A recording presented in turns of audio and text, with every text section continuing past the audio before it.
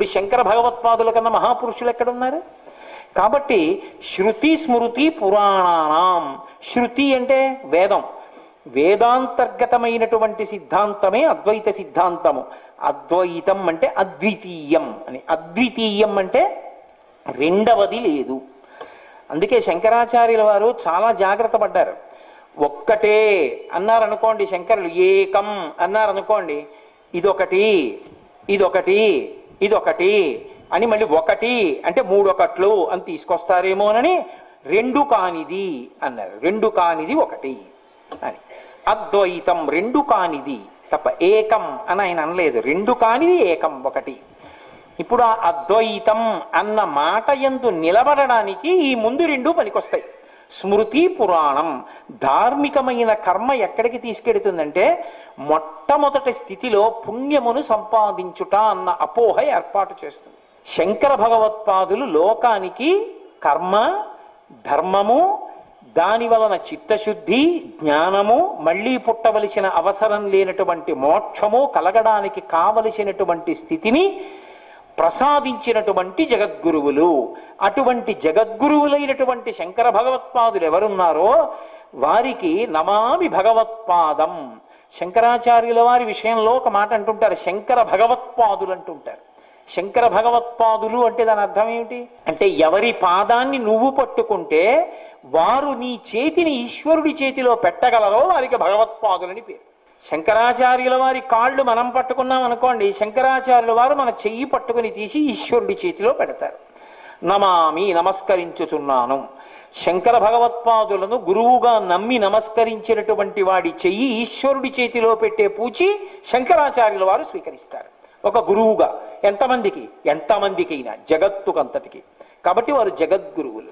శృతి స్మృతి పురాణానాం ఆలయం కరుణాలయం నమామి భగవత్పాద శంకరం లోకశంకరం. లోకమునకంతటికీ శంకరులు వారు. ఈ శుభాన్ని చేకూర్చిన కారణం చేత అందుకని లోకశంకరులైనటువంటి శంకర భగవత్పాదులకు నమస్కరించుతున్నాను. శంకర భగవత్పాదులకు నమస్కరించుతున్నాను లోకశంకరం అన్న మాటకి కేవలం లోకమునకంతటికి ఉపకారము చేసినవారు అన్న మాటతో విడిచిపెట్టకూడదు.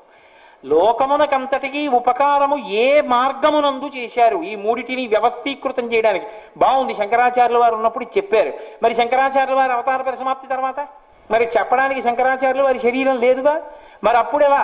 శంకరాచార్యుల వారు ఏం చేశారు? దానికి శాశ్వతమైన ఏర్పాటు అంటే ఈ దేశంలో ఏ మూలములు భ్రష్టు పడితే ప్రమాదం వచ్చిందో శంకరాచార్యుల వారు అధ్యయనం చేశారు. అందుకే వారు మళ్ళీ భారతదేశానికి 4 వైపులా 4 పీఠములను ఉంచారు.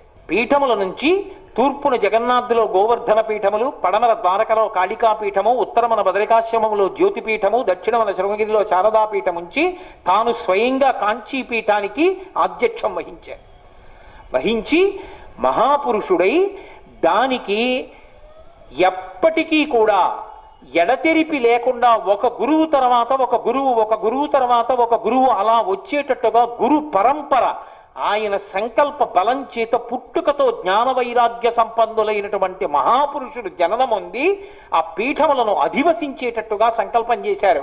ఇప్పటికీ ఆ పీఠాలకి మహాపురుషులు వచ్చారంటే గొప్పతనం శంకరాచార్యుల వారి, శంకరుల సంకల్పం. అలా వచ్చినటువంటి వారికి ఓ రూపాయి కోసం, ఓ పావలాకాసు కోసం తాపత్రయాలు ఉండకూడదు. అందుకే సన్యాసుల్ని పీఠాలకి అధిపతులుగా పెట్టారు.